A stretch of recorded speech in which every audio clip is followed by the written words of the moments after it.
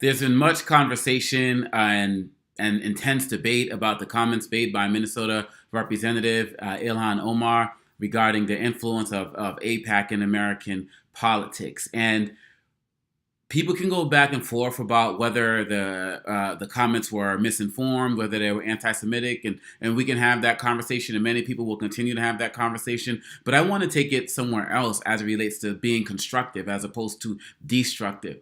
The fact of the matter is whether you agree with her comments 100% or 50% or disagree 1000%. Fact of the matter is she stepped up and apologized for any comments that people said to her were viewed as anti-Semitic and hurtful, and made a larger point about campaign contributions and how money influences our elections just way too much in a country where corporations are people now, right? And this is instructive because this is happening at the same week where you have President Donald Trump referring to seeing Elizabeth Warren on the Capitol letters trail, a reference to the Trail of Tears, the slaughter of Native Americans that took place under President Trump's favorite president, Andrew Jackson. We're talking about infecting blankets with smallpox as they were kicked out of territory that the Supreme Court said that they could keep.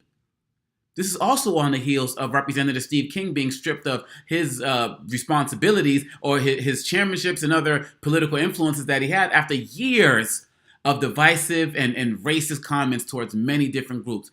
Neither Steve King nor President Trump have ever apologized. And Republicans have never gathered en masse to make them apologize and demand their apologies. And there's some story out there about Donald Trump saying, oh, what she said was reprehensible and she should resign. These are people who have no moral high ground. And the Republicans are revealing their hypocrisy by not calling on the president to apologize for his multiple racist comments.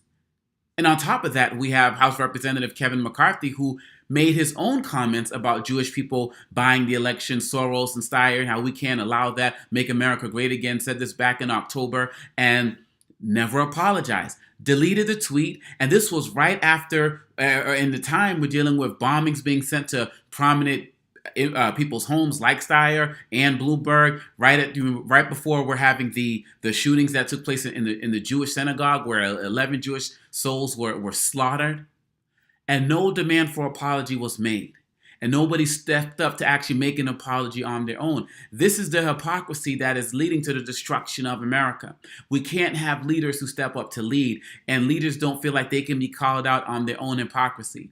You can condemn Representative Omar all you want, but she stepped up and recognized the wrong. And she's had several comments in the past that have been viewed as controversial, but now that she sees that she's a bigger representative for the people, you could be mindful that her comments are going to be more nuanced.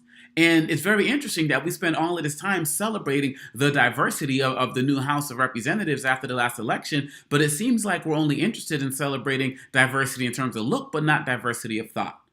Because the fact of the matter is, AIPAC does not represent all Jewish people. And criticizing AIPAC and criticizing the government of Israel under Netanyahu is not a condemnation of all Jewish people. And many Jewish people have issues with Netanyahu as well as AIPAC. Now, of course, her only talking about AIPAC in that original tweet, it does play up on stereotypes of Jewish people controlling things through money.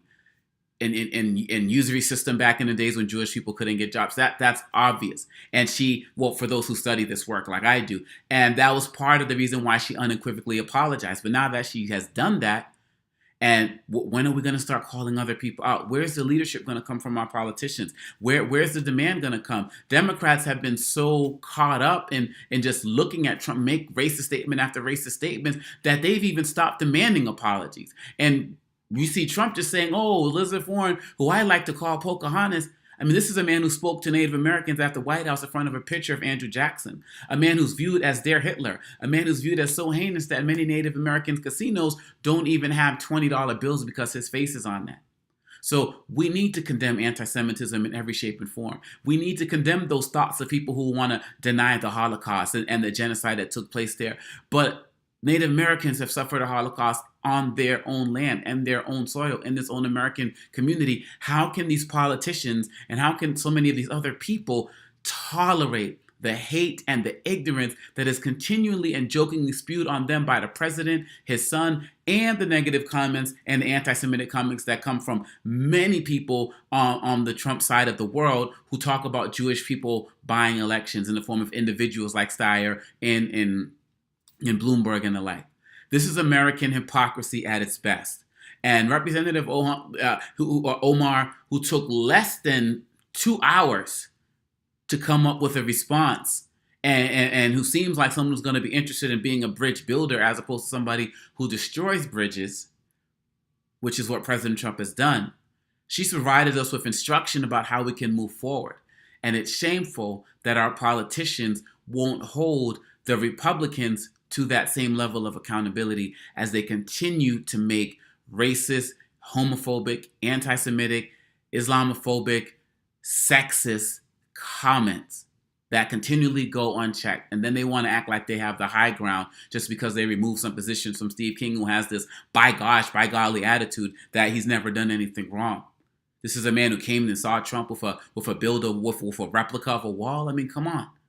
So if we want to talk about this all, let's talk about this all from a leadership perspective. Who's going to lead to help the country become better as opposed to staying bitter? And who's going to make sure that all politicians are held accountable when they make ignorant comments that affect a particular group? I understand where people had issues with what Representative Omar said, but let's respect the fact that she's being a leader on this. And leadership is something we desperately need as it relates to truly healing this country. Who's willing to do the work?